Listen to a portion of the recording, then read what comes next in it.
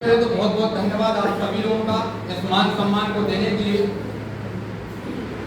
और मैं पूरी जिंदगी आप सभी लोगों का आभारी रहूंगा, रेडी रहूंगा। इस मान सम्मान आपने जो मुझे दिया है, और मैं ईश्वर से, मैं भगवान से एक ही प्रार्थना करता हूं कि आप दुनिया के कोई भी क्षेत्र में आप कदम रखें, हमेशा आपको इससे ज़्यादा, 1000 गुना ज़्यादा आपको मान सम्मान मिले और आप दुनिया में कामयाब हो। तो मैं चाहूँगा कि हमारे जितने भी आज नए लोग, कितने इस हॉल में ऐसे हैं जो इस तरीके के प्रोग्राम को पहली बार अटेंड कर रहे हैं, कितने ऐसे नए लोग हैं जो पहली बार इस कार्यक्रम में आए। चलिए, काफी लोग हैं सर।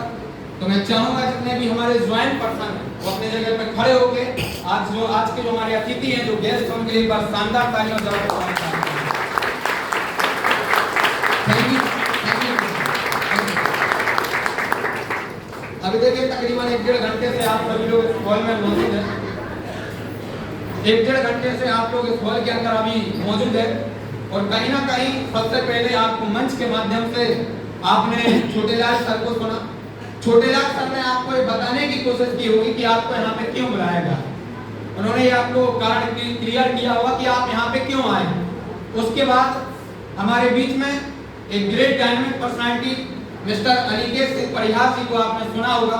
उन्होंने बहुत गहराई से स्वास्थ्य के बारे में आपको जानकारी दी होगी कि आज हमारे समाज में, आज हमारे घर परिवार के अंदर जो हमारे गलत खान पान की वजह से जो असाध्य बीमारियां हैं, जो आज लाइलाज बीमारियां हैं, जिनका कोई सॉल्यूशन शायद मेडिकल साइंस के पास और डॉक्टर के पास नहीं है, हम अपने आप को किस तरीके से अपने आप में बदलाव लाके अपने जीवन से बीमारियों को कैसे हम बाहर कर सकते हैं, कैसे हम साइड में उनको कर सकते हैं। तो आयुर्वेद से जुड़ी हुई जानकारी आप लोगों को अनिकेत सर के माध्यम से मिली होगी। इसके बाद में जस्ट तुरंत बाद अभी फिलहाल में आपने साधना मैम के लिए आपने सुना।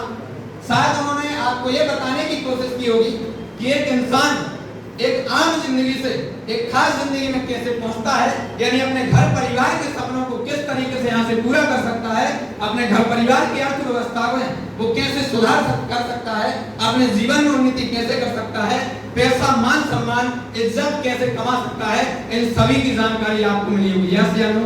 Yes sir. मिली या नहीं मिली? तो यहाँ पे देखिए, हमारे जो 3 लीडर आए हुए थे, उनको देने के लिए तो हम यहाँ पे कुछ नहीं लाए। कोई लाएगा, कोई गिफ्ट लाया हो, कोई पैसा लाया हो, कोई लाएगा नहीं लाया।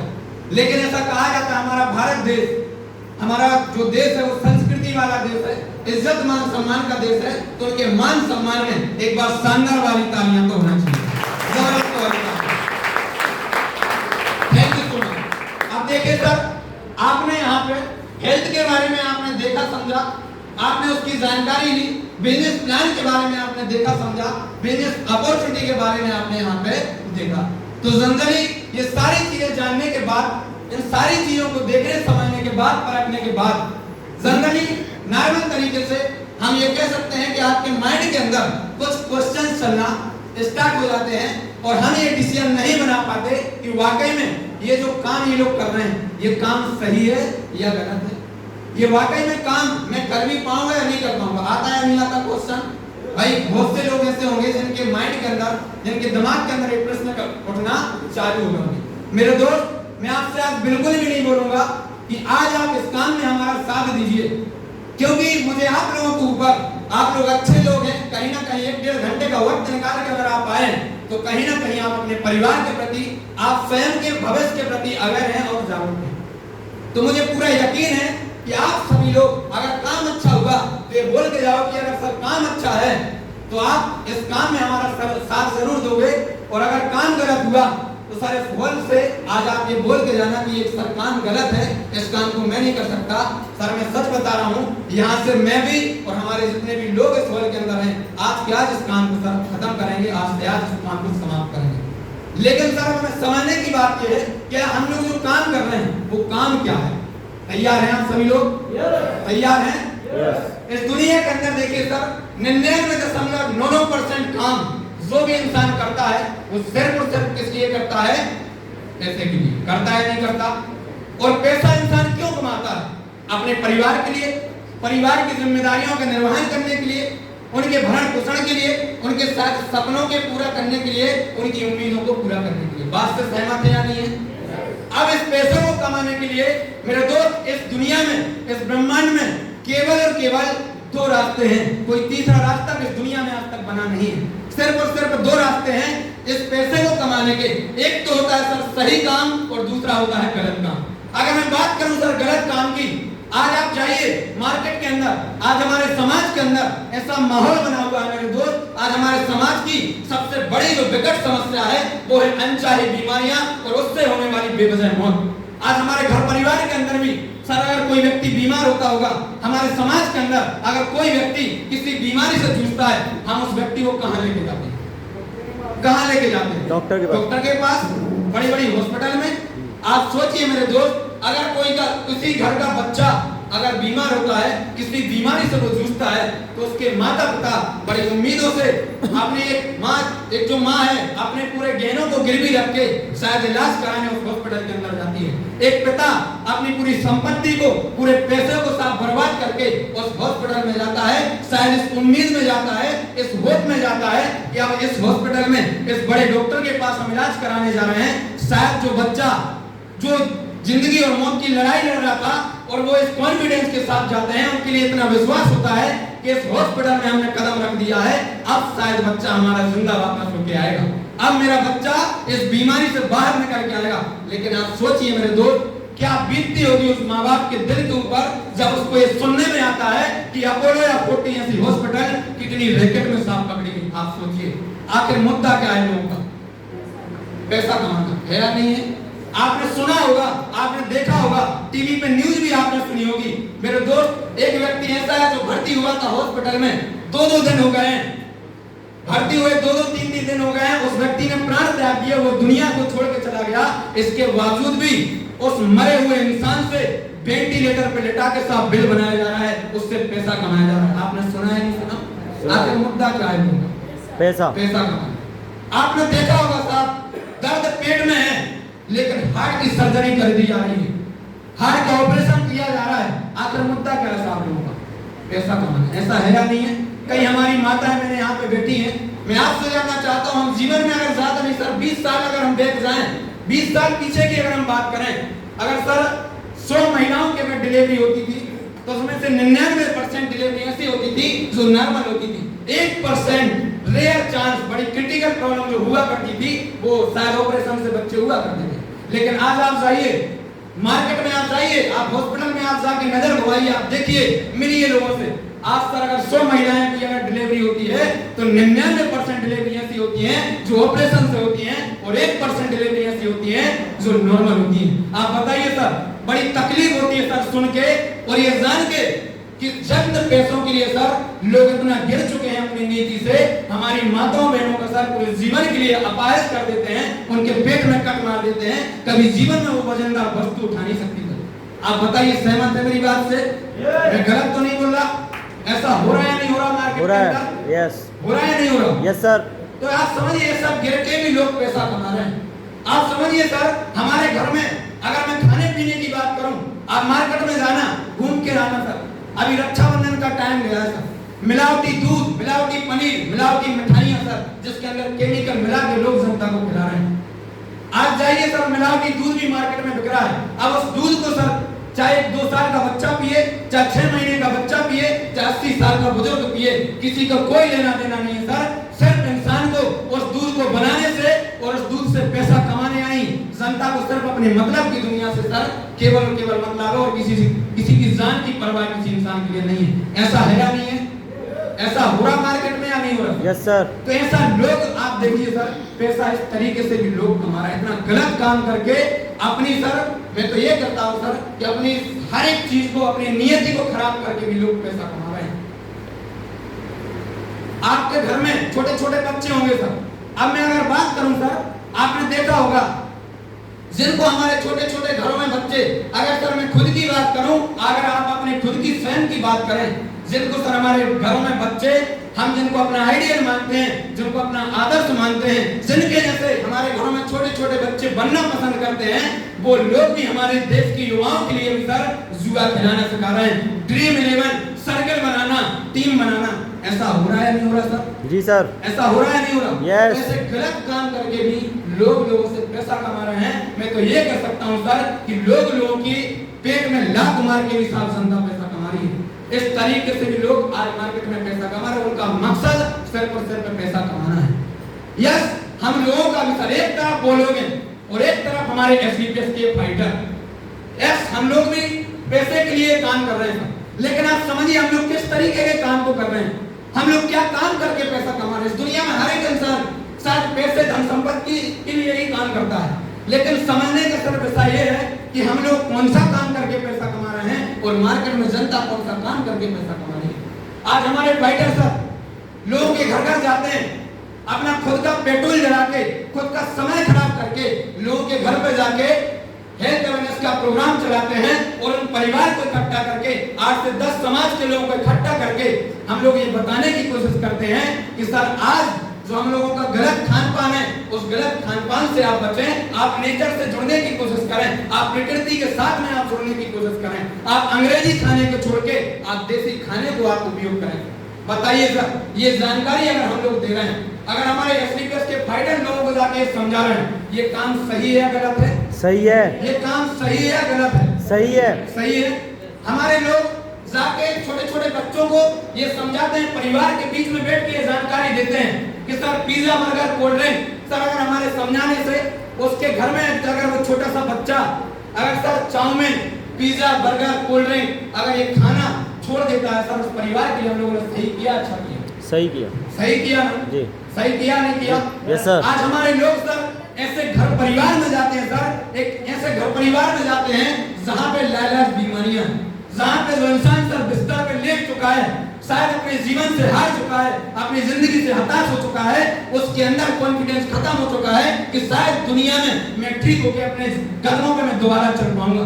हमारा फाइटर जाता है, एक ऐसी अम्मा के पास जाता है जो अम्मा के लिए साहब 2.5 लाख रुपए ऑपरेशन में लगना थे। डॉक्टर बोल रहा था आपके घुटने बदले जाएंगे, घुटने रिप्लेसमेंट होंगे, 2.5 लाख रुपए का साथ खर्चा आएगा। और हमारा फाइटर जाके बोलता है अम्मा जी आपको टेंशन लेने की जरूरत नहीं है, हमारे ऑर्थोडॉक्स को आप 3 से 4 महीने आप इस्तेमाल करा दीजिए, जहाँ 2.5 लाख रुपए लगना थे साहब, वहां पे सर 2,35,000 रुपए हम लोगों ने बचवा दिए और अम्मा जी अपने पैरों पे चलने लगी। आप बताइए उस परिवार के लिए, उस व्यक्ति के लिए हम लोगों ने सही किया या गलत किया? सही किया। सही किया। तो ये काम हम लोग कर रहे हैं। आज हम लोग ऐसे समाज में जाते हैं जहां पे सर एक बहन 10-10 साल हो चुके हैं, 15-15 साल हो चुके हैं, अपने जीवन से बच्चे को लेकर उम्मीद हार चुकी है, जहां पे सर हमारा समाज उसके स्वयं घर के लोग 5 शब्द से उस बहन के लिए संबोधन जहां पे किया जा रहा था, हमारा फाइटर जाता है और बोलता है दीदी आपको टेंशन लेने की जरूरत नहीं है, हमारे प्रोडक्ट में इतनी ताकत है, अगर आपने ईमानदारी से इन प्रोडक्ट को यूज कर लिया, अगर परम पिता परमेश्वर अगर ईश्वर खाली उठाना रहा तो आपके घरों में आपके घर में भी बच्चों की किलकारी गूंजेगी। आज आप जाइए सर यूट्यूब में जाके चेक करिए, हमारे गायनों के हजारों रिजल्ट आपको मिल जाएंगे सर। अगर हमारे बताने माध्यम से अगर किसी के घर में साथ बच्चे की किलकारी गूंजती है, आप बताइए हम लोगों ने उस परिवार के साथ सही किया या गलत किया? सही किया। सही किया। तो ये काम हम लोग कर रहे हैं। हम सर ऐसे समाज में जाते हैं जहाँ पे मेरे जैसे बच्चे, मेरे जैसे युवा, मेरे जैसे स्टूडेंट सर अपने जीवन के रेस में सर हार चुके हैं, अपने कैरियर की लड़ाई को हार चुके हैं, उनको उम्मीदें खत्म हो चुकी हैं, माँ बाप की उम्मीदें खत्म हो चुकी हैं कि मेरा बच्चा भी साथ कुछ करेगा, क्योंकि सर डिग्री है, टैलेंट है, क्वालिटी है, हुनर है, लेकिन उसके पास प्लेटफॉर्म नहीं है। उस व्यक्ति के पास हम लोग जाते हैं, उस युवा के पास हम लोग जाते हैं और बोलते हैं भाई साहब जहाँ पे समाज आपको बोल रहा है कि आप तो कुछ नहीं कर सकता, आइए हमारे साथ, आप हाथ थमाइए सर, हम आपके साथ में खड़े हैं, झंडा देख कर लेंगे, आपका भी नाम बनाएंगे, हम अपना भी नाम को ब्रांड बनाएंगे सर, आइए 100% मिलकर सर हम लोग काम करते हैं और अपने माँ बाप का साथ नाम रोशन करेंगे। ये काम हम लोग सर सही कर रहे हैं या गलत कर रहे हैं? सही कर रहे हैं। हमारे बताने माध्यम से किसी का भविष्य बन जाता है, किसी के साथ मैं ये कह सकता हूँ किसी का जीवन अंधकार से उजाले में चला जाता है, ये काम हम लोगों ने सही कर रहे हैं या गलत कर रहे हैं? सही कर रहे हैं। सही कर रहे हैं। अब सर बात तो सही है, अब ये चीज तो क्लियर हो जाती है कि सर जो कुछ आपने बोला है हर एक बात आपकी सही है, 100% ये सहमत में हो चुका हूँ कि ये काम तो सही है, क्लियर है। ये हमारे दिल से आवाज तो आती है कि आप जो चीजें सामने बताई बात तो सही है, काम भी सही है, प्रोडक्ट भी सही है, लेकिन हमारे अंतरात्मा से एक आवाज आती है कि सर काम तो कितना भी अच्छा हो, लेकिन सर मैं लगा तो दूं, मैं ज्वाइन तो हो जाऊं, 15-17 हजार रुपए लगा तो दूं, लेकिन क्या गारंटी है, क्या गारंटी है आपके प्रोडक्ट में रिजल्ट आएगा? आता है नहीं आता सवाल? Yes sir. सर अगर और कई लोगों के साथ दिमाग में ये भी सवाल आ रहा होगा कि सर अगर प्रोडक्ट में इतनी ताकत है तो टीवी पे एडवर्टाइज क्यों नहीं होती इसकी, टीवी पे विज्ञापन इसका क्यों नहीं होता? मेरे दोस्त मैं आपको बता दूं, आप लोग अवेयर हैं, आप लोग जानकार इंसान हैं, पढ़े लोग इंसान हैं, आपको पता होना चाहिए कि टीवी पे दिया गया विज्ञापन हमेशा सत्य नहीं होता सर, हमेशा सच नहीं होता। टीवी पे तो कुछ भी हो रहा है सर, टीवी पे तो कुछ भी बोलने के लिए लोग तैयार है, कुछ भी बनाने और कुछ भी बेचने के लिए तैयार है। बताइए ऐसा सही है या गलत है? सही है। सही है। अरे फेयर एंड लवली की क्रीम को लगा के जनता गोरी हो रही है, हो रही है नहीं हो रही?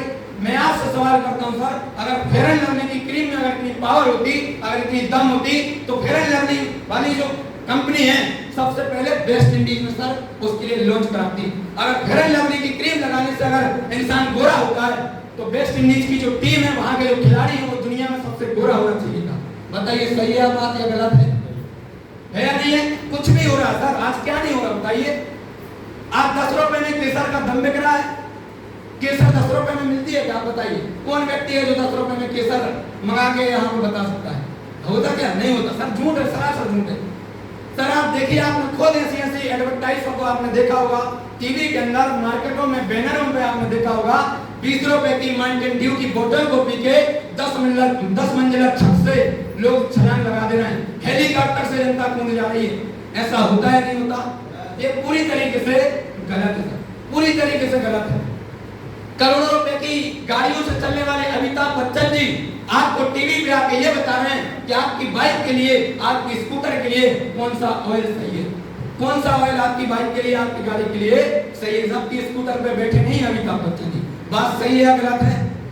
बात सही है गलत है? सही है। एक स्त्री आके, एक लेडीज आके जिसने अपने रसोई घर में जाके सर एक कप चाय नहीं बनाई है, वो लेडीज आके आपको ये बताने की कोशिश कर रही है कि आपके स्वास्थ्य के लिए कौन से आटे की रोटी सही रहेगी। बता रही है या नहीं बता रही? अरे और तो छोड़िए सर, एक गंजे पति की पत्नी आपको ये आके बता रही है कि कौन सा तेल लगाने से आपके सर पे बाल आ जाएंगे साहब। ये तो वही बात हुई साहब, अन्नों के शहर में आईना बेचा जा रहा है, हो रहा है नहीं हो रहा? आपने देखा होगा ऐसी एडवर्टाइज आपने देखी होगी। Yes sir. आपको क्या लगता है हमारी संस्था क्या 1-2 करोड़ रुपया, 2-5-10 करोड़ रुपया सर खर्च करके किसी सुपरस्टार, किसी बड़ी सेलिब्रिटी से क्या थंडर ब्लास्ट का क्या प्रचार नहीं करवा सकती थी? यस करवा सकती। किसी बड़ी हीरोइन को 2-5-10 करोड़ रुपया देके गायन का क्या रिजेक्ट नहीं बता सकती थी? यस। क्या उसको प्रमोट नहीं कर सकती थी? यस। 100% कर सकती थी, लेकिन नहीं करवाया। क्यों? क्योंकि सर आम जनता, सच्ची जनता होती है, दिल से बोलने वाले लोग होते हैं। जो मार्केट के अंदर जो बड़ी बड़ी सेलिब्रिटी होती हैं, 2-5 मिनट में एडवर्टाइज के माध्यम से जनता को गुमराह किया जाता है, अपने चेक पे साइन करवा के कुछ भी जनता बोलने के लिए सब तैयार है। हमारे जो डॉक्टर संजीव कुमार सर हैं, जिनकी सच्ची नेक और नियत के माध्यम से ये प्लेटफॉर्म हमें मिला, जिस संस्था के सर आप समझिए जिसका हजारों करोड़ों रुपए का सर टर्नओवर हो, हजारों करोड़ों रुपए का इस भूमि पे सर मैं ये कह सकता हूँ एम्पायर खड़ा हो, क्या सर 2-4 करोड़ रुपया किसी देके, किसी भी इंसान को देके क्या प्रचार, क्या विज्ञापन नहीं करवा सकती थी? करवा सकती थी। लेकिन सर वो करोड़ों रुपए की अपॉर्चुनिटी कोई बड़े सुपरस्टारों को ना देके हमारे आपके जैसे मिडिल क्लास फैमिली को देने की कोशिश करी। सर आप अपने पीठ पे हाथ थपथपाइए कि संजीव सर ने किसी दूसरे इंसानों को वो अपॉर्चुनिटी ना देके हमारे आपके जैसे मध्यम वर्गीय परिवार के लिए अपॉर्चुनिटी दी, ताकि हम भी अपना भविष्य में नाम रोशन कर सकें, हम भी अपने माँ बाप के नाम को रोशन कर सकें। तो एक बार जोरदार ताली होनी चाहिए सब संस्था के। तो सर इतनी बढ़िया अपॉर्चुनिटी हमें मिल चुकी है, लेकिन सर अंदर से एक और सवाल आता है कि सर मैं कर तो लूं, लेकिन 15-17 हजार रुपया मेरे पास लगाने के लिए नहीं। अगर मेरा काम नहीं चला तो, अगर टीम नहीं बनी तो, आ रहा है नहीं आ रहा ऐसा सवाल आता है नहीं आ रहा? Yes sir. मेरे अंदर तो आया था सर, मुझे नहीं पता आपके अंदर आ रहा है नहीं आ रहा, लेकिन मेरे अंदर तो सर आया। मुझे नहीं पता आपके अंदर आ रहा है या नहीं आ रहा। अगर आ रहा है तो ठीक है, नहीं आ रहा है तो और भी ठीक है। मैं तो बोलने के लिए खड़ा हूँ, बताने के लिए तैयार हूँ मैं तो, क्योंकि हमारी जो ड्यूटी है, हमारा जो अधिकार है वो हम आपको बताएंगे। करना और ना करने का डिसीजन आपके ऊपर है, आपके ऊपर है।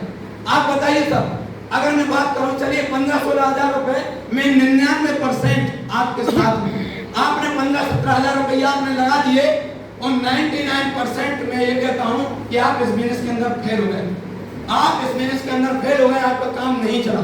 तो आपके जीवन से सर अगर 15,000 रुपए की राशि अगर निकाल दी जाए तो क्या क्या बुरी कंडीशन हो सकती है, क्या घटनाएं आपके जीवन में घट सकती हैं, बताइए। क्या आपके 15,000 रुपए इस बिजनेस में लगाने से क्या आपका जो जीवन है वो खत्म हो जाएगा? क्या सुसाइड करने की नौबत हमें आएगी? नो। क्या हमारे बच्चे रोड पे आ जाएंगे? No sir. जिस स्कूल में अगर हमारे बच्चे पढ़ रहे हैं, क्या उस स्कूल से हमारे बच्चों को निकाल दिया जाएगा? नो। जो खाना हमारे घर परिवार में बन रहा है वो खाना नहीं बनेगा क्या? बनेगा। सब कुछ होगा सर, सब कुछ होगा। लेकिन सर अब 1% आप सोच के देखिए, 1% में आप उस विपक्ष में बात करता हूँ। अगर मान लीजिए आप कहीं जा रहे हैं, आपको 15,000 रुपए कहीं डले मिल गए, मैं आपसे जानना चाहता हूँ सर, क्या क्या बदलाव आपके जीवन में हो सकते हैं?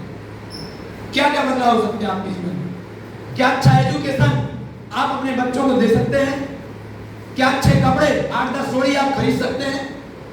क्या घर बना सकते हैं? आप बना सकते हैं? नो। नहीं बना सकते। क्या मोटरसाइकिल कार में आप आ सकते हैं?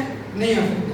लेकिन सर 1% का विश्वास करके आप इसमें ज्वाइन होइए और अपने ऊपर आप विश्वास करिए और एजुकेशन सिस्टम का साथ बना के रखिए। सर मैं गारंटी दे सकता हूँ, यहाँ से जो भी चीजें बताई होंगी और आप सोच के देखिए, जो भी चीजें यहाँ पर बताई गई हो और अगर वो सही हो गई तो, अगर वो सही हो गई तो, जो यहाँ पे चीजें बताई वो आपके जीवन में आ गया तो, अगर इस बिजनेस में अगर आप कामयाब हो गए, हो सकता है आपका बच्चा सरकारी स्कूल में पढ़ रहा है, आपका बच्चा सर सरकारी स्कूल से प्राइवेट स्कूल में आपका बच्चा आ जाएगा।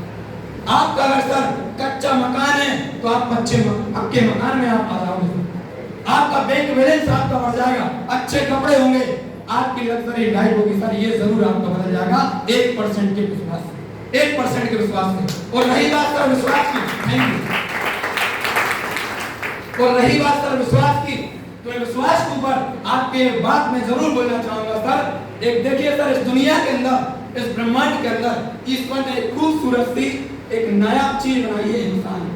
और इंसान एक ऐसी चीज होती है सर, इस दुनिया में इंसान जो भी चाहे, इंसान अगर जो भी चाहे वो पूरा भी कर सकता है सर। इंसान ही मात्र एक ऐसा जीव है इस धरती पे, इस दुनिया में, जिसके अंदर इमोशंस होते हैं। अगर वो सपने अगर सोचता है, सपनों को देखता है, तो वो सपना पूरा भी कर सकता है। कभी भी आपने इस दुनिया में गाय घोड़े बकरी को अपने सपनों को पूरा करते हुए नहीं देखा होगा।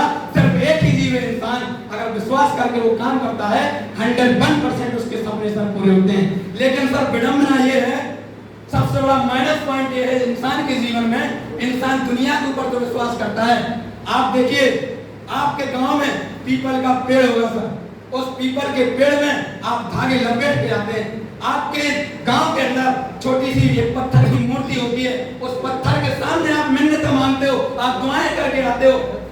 आते या नहीं आते?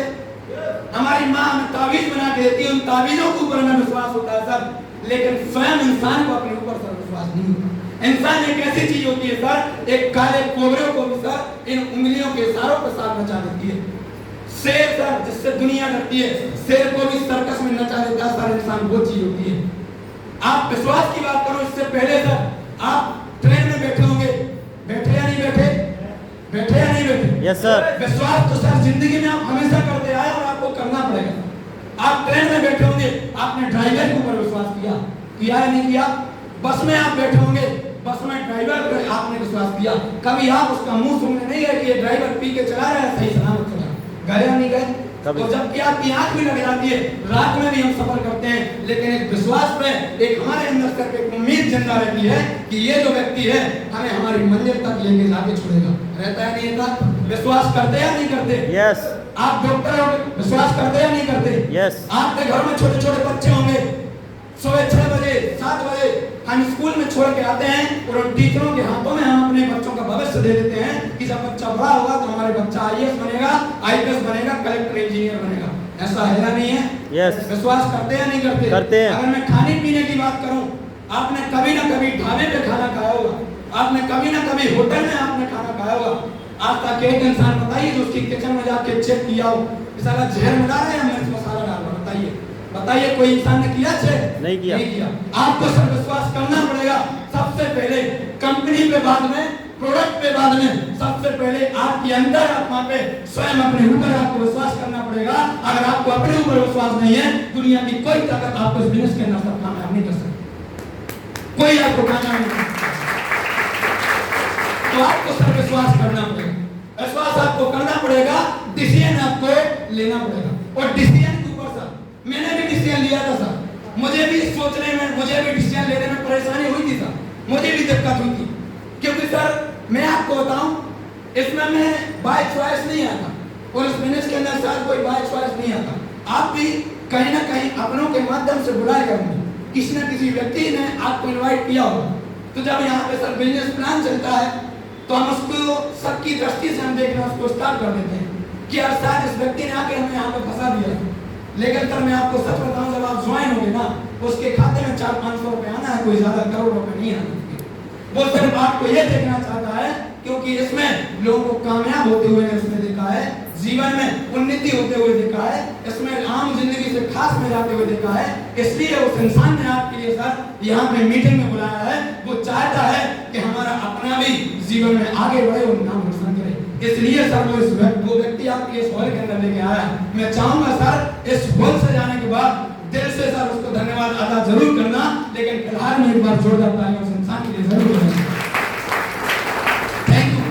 मैं आपको बताऊं सर 1% का विश्वास करके मैं भी ज्वाइन हुआ था सर, मुझे भी विश्वास नहीं था, मैं भी सर जाने अनजाने में इस बिजनेस के अंदर मैं भी आया था। और इस बिजनेस में आने का मैंने भी 99% सोच के ये शुरुआत करी थी कि यार देखते हैं करके, हो गया तो ठीक है, नहीं हुआ तो जो थे वो रहेंगे ही भाई, जो थे हम पहले, जो हमारे जीवन में चलना तो चलेगा, वो हमारा कौन सुनेगा भाई। हम जन्मजात करोड़पति तो थे नहीं, हम अंबानी घर परिवार में जन्मे थे नहीं, जो थे वो वहीं रहेंगे, अगर चल गया तो जो बताया वो हो जाएगा। एक सोच करके सर मैं आया था इसमें।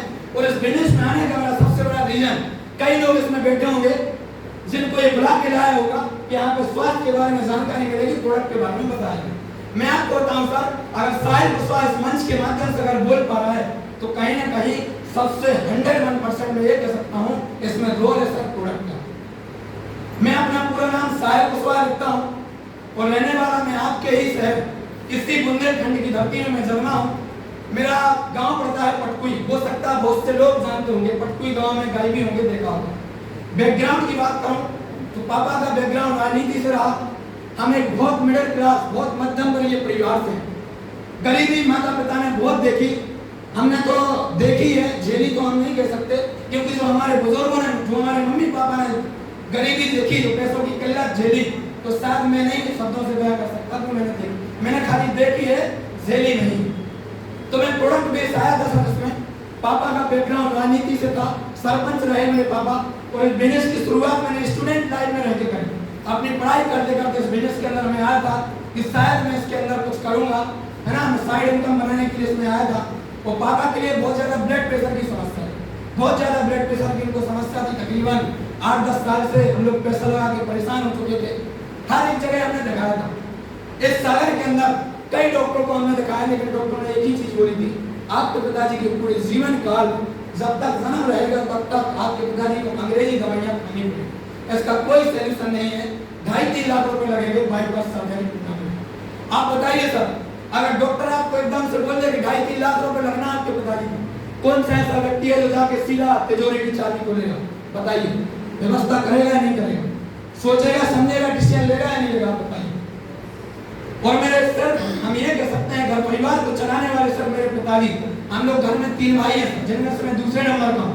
मेरे अंदर भी इतनी समझ नहीं थी कि मैं पिताजी को कुछ हो जाने के बाद मैं अपने घर परिवार की जिम्मेदारियों का जो बोझ है मैं अपने कंधों पे ले सकूं। तो मेरे घर में सर एक किराए से एक व्यक्ति आए थे, विजय तिवारी सर, उनका नाम आ गया तो मैं चाहूंगा एक बार जोरदार तालियां तो उनके लिए होना चाहिए, क्योंकि अगर वो व्यक्ति अगर मेरे घर में नहीं आते तो शायद मुझे रास्ता ना मिलता। अब आप समझिए सर, मैं आपको बताना ये चाह रहा हूँ, जिस व्यक्ति के माध्यम से आप आए तो कहीं ना कहीं वो आपका करीबी है। हो सकता है आपका दोस्त हो सकता है, हो सकता है आपका रिश्तेदार हो सकता है, आपके भाई हो सकते हैं, आपके चाचा हो सकते हैं, आपका बुआ का लड़का हो सकता है, कोई भी हो सकता है। आप बताइए, आपके घर में अगर कोई किराए से रहने के लिए आया हो, उसके लिए 10-15 दिन हुए हो, 1 महीना हुआ हो, आप कितना विश्वास करोगे व्यक्ति को? कर पाओगे? ज्यादा कौन कितना विश्वास करेगा बताइए। लेकिन सर बस इतना विश्वास था, इतनी एक छोटी सी उम्मीद थी, क्योंकि सर हमारे समाज में हर एक जगह जिसने जहां बताया वहां पे ले गए।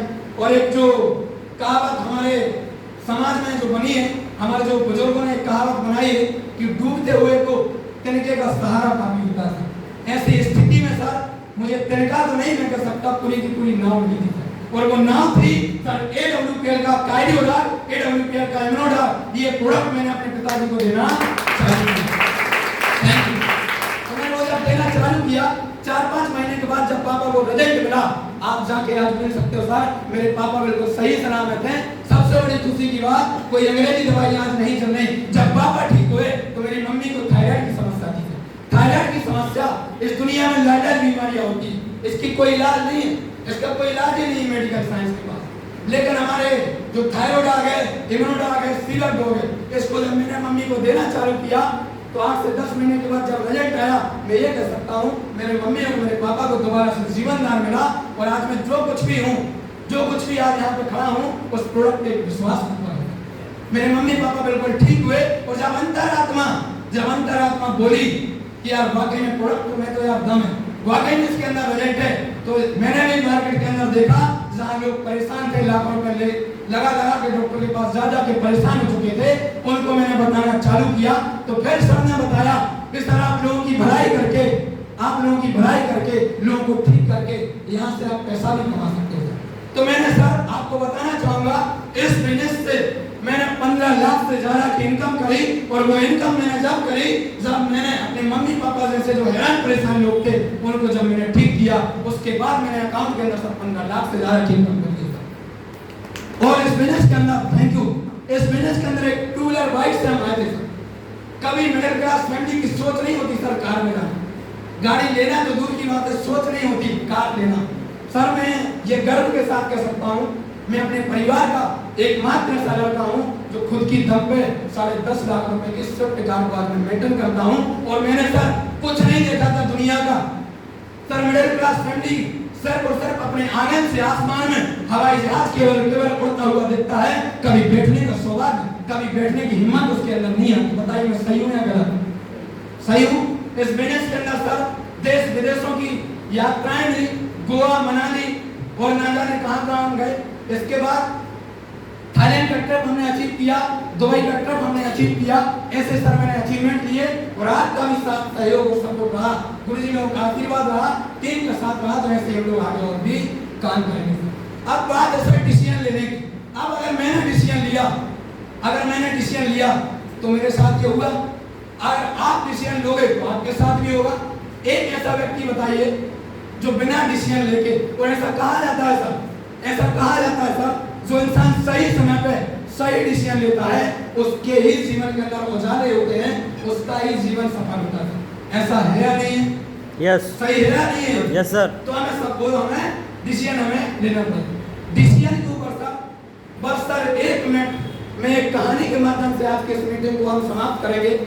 देखिए हुआ क्या सर, एक बार की बात है, एक बहुत पुराना मंदिर था एक गांव के अंदर। वहां पे एक पुजारी जी रहा करते थे और भोले बाबा का मंदिर था। उस मंदिर के थोड़े पास में एक बहुत पुरानी नदी बहा करती थी। और जो पंडित जी होते, और यहाँ पे जितने भी पंडित जी बैठे हैं, जितने भी पंडित समाज के जो लोग हैं, मैं थोड़ा सा रिक्वेस्ट करना चाहूँगा, उनसे निवेदन करना चाहूँगा कि बुरा ना माने, क्योंकि ज़्यादातर कहानियाँ उन्हीं के ऊपर है तो मैं पहले ही क्षमा याचना कर लेता हूँ। तो मैं आपको ये बता रहा था डिसीजन के ऊपर कि एक पंडित जी थे और एक गांव में बहुत पुराना एक मंदिर हुआ करता था और बहुत आनंद में भक्त थे, मतलब बिना कोई स्वार्थ के भक्ति किया करते थे भोले बाबा की। तो एक और बाजू में एक नदी थी बहुत पुरानी। तो एक बार होता क्या है कि उस गांव में सर बाढ़ की आशंका होती है, उस गांव में बाढ़ आने की आशंका होती है, बाढ़ आने वाली होती है। तो नगर निगम पूरी सरकार की नज़र में होती है कि यार ये जो गांव है ये डूब में आने वाला है, यहाँ खतरा है, जल स्तर बढ़ता जा रहा है, हो सकता है कि यहाँ पे लोगों की स्थितियाँ बिगड़ जाए। तो इससे पहले हमें गांव को क्या कराना पड़ेगा? खाली कराना पड़ेगा। तो वहाँ पे अनाउंसमेंट होता है कि भाई साहब ये जो नदी है, नदी का जो बहाव है वो जल स्तर बढ़ चुका है, बहाव तेज हो चुका है। जल्दी जल्दी आप अपने सामान को बटोर के घर परिवार बीवी बच्चों को सब साइड करके इस गांव को खाली करें, सब घर परिवार छोड़ के आप चले जाएं। आप अपनी व्यवस्था स्वयं करो, जहां सरकार से वहां पे हुई, ऐसे करके लोग अपनी अपनी व्यवस्थाएं करके वहां से चले गए। लेकिन उस गांव में साहब एक सिंगल व्यक्ति बचा रहा, पंडित जी। सिर्फ पंडित जी बचे रहे। और जब लोगों ने बोला कि चलिए पंडित जी यहाँ पे बाढ़ आने वाली है, हमारा जीवन खतरे में है, जल स्तर बढ़ रहा है नदी का, तो पंडित जी ने बोला कि नहीं, जिसको जाना है वो जाए, मैं जाने वाला नहीं हूँ, मुझे बचाने सिर्फ भोले बाबा आएंगे, मुझे बचाने सिर्फ शंकर भगवान है। तो पंडित जी तो वहां से तस से मस नहीं हुए, पंडित जी वहीं पे बैठ गए। इसके बाद वो सूचना नगर निगम वालों को दी गई, तो नगर निगम वालों की गाड़ी आती है, अनाउंसमेंट होता है माइक के माध्यम से कि भाई साहब अभी भी जो भी व्यक्ति यहाँ पे हैं वो गांव को खाली करते हैं, अपने घर को खाली करना है, सामान लेके बाहर में करना है, बस बाढ़ आने ही वाली है। और जो गांव होता है वो डूब में आ जाता है। तो पंडित जी कहाँ चढ़ जाते हैं, मंदिर के ऊपर चढ़े जाते हैं। और जो गाड़ी वाले जो आते हैं वो अनाउंसमेंट करके बोलते हैं कि पंडित जी पूरे लोग चले गए, सिर्फ बाकी आप ही रहेगा, वो तो आपके लिए गाड़ी आई है, नाव आई है, आप वहां पे चले आइए। इसके बाद नाव बचाने के लिए आती है। तो पंडित जी तो वही भाई एक ही जिद करके बैठे हैं कि मैं किसी के साथ नहीं आऊंगा, मैं अपनी इच्छा से जाने वाला नहीं हूँ, मुझे बचाने सिर्फ भोले बाबा आएंगे। तो भोले बाबा तो नहीं आए। फिर उसके बाद और जल स्तर बढ़ जाता है, हाहाकार मच जाती है, सब जगह पूरा गांव पूरा जलमग्न हो जाता है। और पंडित जी जाके कहाँ पे, मंदिर की गुम्बद पे जाके बैठ जाते हैं, ऊपर मंदिर की छत के ऊपर जाके गुम्बद पे जाके बैठ जाते हैं। अब सिर्फ एक ही ऑप्शन था सरकार के पास कि हेलीकॉप्टर से रस्सी को ढीलते और फिर रिक्वेस्ट करते, निवेदन करते पंडित जी से कि पंडित जी, और पंडित जी से बार बार बोला जा रहा है कि पंडित जी सिर्फ आखिरी उम्मीद है, सिर्फ आखिरी ऑप्शन है हेलीकॉप्टर, इसके बाद सब ऑप्शन खत्म है, फिर इसके बाद आपकी जान की रक्षा कोई नहीं कर सकता। फिर पंडित जी ने एक ही शब्द बोला कि आप जाइए, आपकी दिल इच्छा है, आपकी मर्जी, आपको जो करना है आप करिए, मुझे बचाने सिर्फ भोले बाबा आएंगे, मुझे बचाने सिर्फ भोले बाबा आएंगे। फिर नदी का स्तर और बढ़ता है, जल स्तर मतलब पूरा जलमग्न हो जाता पूरा एरिया, और मंदिर की गुम्बद भी डूब जाती है, और पंडित जी का टिकट भी कट जाता है। पंडित जी का पूरा खेल खल्लास हो जाता है, खत्म हो जाते हैं पंडित जी। लेकिन किसी की बात पंडित जी नहीं मानते। अब पंडित जी पहुंचते हैं स्वर्ग में। तो जब जिस भोले बाबा के भाई अनन्य भक्त हों, जिन्होंने निस्वार्थ भाव से पीढ़ी दर पीढ़ी सेवा करी हो, तो उनके मान सम्मान में ढोल नगाड़े फूल माला का स्वागत लेके शंकर भगवान खुद, भोले बाबा खुद खड़े हुए थे, इंतजार थे कि आज मेरा सबसे प्रिय भक्त धरती से आ रहा है। तो भोले बाबा तो खुश थे, लेकिन पंडित जी नाराज थे, पंडित जी गुस्सा थे, भूख लगे थे। तो पंडित जी ने एक ही चीज बोली कि पंडित जी ने कि भोले बाबा बड़े स्वार्थी आदमी हो, मैंने आपसे कुछ नहीं चाहा, ना मैंने धन मांगा, ना संपत्ति मांगी, ना जमीन जायदाद मांगी, ना सोना चांदी मांगा, ना कुछ नहीं मांगा, सिर्फ मैंने एक ही तो बात बोली थी कि मुझे बचाने के लिए सिर्फ आप आओ, लेकिन आपने इतनी सी भी हेल्प नहीं करी। तो भोले बाबा ने बोला कि आप शांत हो जाइए पंडित जी, आपकी 101% बात सत्य है, 100% आप बिल्कुल सही बोल रहे हैं। बोला आप हमें ये बताइए, जब बाढ़ की आशंका हो रही थी, टीवी पे आपने न्यूज देखी थी या नहीं देखी थी? पंडित जी ने बोला यस देखी थी। बोला न्यूज़पेपर में जो खबर निकली थी उसमें भी दिया गया था? बोला न्यूज़पेपर पढ़ा था? बोला देखा था। बोला मोबाइल पे भी खबर थी? बोला मोबाइल पे आपने खबर देखी थी, आपके लिए सूचना थी? बोला थी। उसके बाद बोला नगर निगम की गाड़ी आई थी, माइक से अनाउंस हुआ था नहीं हुआ था? बोला हुआ था। बोला आपने सुना था कि नहीं सुना था? बोला यस सुना था। इसके बाद बोला नाव आपको बचाने के लिए आई थी या नहीं आई थी? बोला यस नाव भी मुझे बचाने के लिए आई थी। बोला हेलीकॉप्टर आया था या नहीं आया था? बोला 100% आया था, और बोल भी रहे थे कि आखिरी रास्ता है बस, इसके बाद सब खत्म है। बोला वो सभी चीजें मैंने करवाई। किसने करवाई थी? मैंने करवाई थी। लेकिन आप अपनी जिद से अड़े हुए थे, आप बात मानने के लिए तैयार नहीं थे।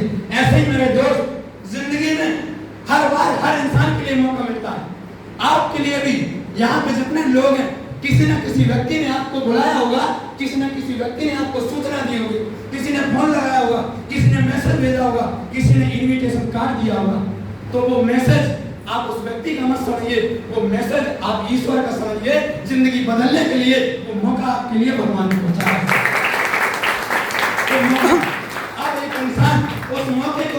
उस मौके का फायदा उठाया जाता है और एक इंसान बोलता है यार मैंने तो बहुत देखे, इससे पहले भी मैंने मीटिंग मैंने देखी थी, करी हुई थी, मैं तो कर चुका, मैंने बहुत देखी थी। जो समझदार इंसान है वो इस इशारे को, भगवान के इस अपॉर्चुनिटी, इस मौके को फायदा उठा लाएंगे और जीवन में अपना नाम बना लाएंगे, काम बना लाएंगे। बताइए। और यहाँ पे देखिए डिसीजन लेने के लिए ये एजुकेशन किट है जिसकी कीमत 650 रुपये है। हमारी संस्था जानती थी कि हमारे सेमिनार में कोई अंबानी परिवार से नहीं आएगा, 15-17 हज़ार रुपये जेब में लेके नहीं आएगा, तो हमारी संस्था ने कि आप डिसीजन लेके फॉर्म भर के इस काम की आज स्टार्ट शुरुआत आप कर सकते। उसके लिए ये फॉर्म 650 रुपये का ये रखा गया है। इसमें आप फॉर्म साइन अप करोगे, डेट और टाइम यहाँ पे लिखा जाएगा, सबमिट होगा। जो जितने जल्दी फॉर्म भरेगा वो उतने ऊपर रहेगा और जो जितने लेट फॉर्म भरेगा वो उतने नीचे रहेगा। जिंदगी आपकी है, डिसीजन आपका है, क्योंकि आप अपने हाथ से अपनी जिंदगी बनाओगे भी, क्योंकि यहाँ पे कोई किसी के किस्मत का कोई रचयिता नहीं होता। आप अपने जीवन के, आप अपने जिंदगी के, आप अपने जीवन के स्वयं रचयिता हैं। तो डिसीजन लीजिए, काम करिए। बाकी हम यहाँ पे खड़े हैं, आपके मन में अगर कोई भी डाउट हो उस डाउट को सब क्लियर करके जरूर जाना, क्योंकि एक छोटा सा शक किसी की भी जिंदगी बना सकता है, वो किसी की भी जिंदगी बिगाड़ सकता है। तो मेरे दोस्त, आज की इस मीटिंग को मैं अपनी इसी वाणी के साथ, इसी शब्दों के साथ आज की इस मीटिंग को हम समाप्त करते हैं।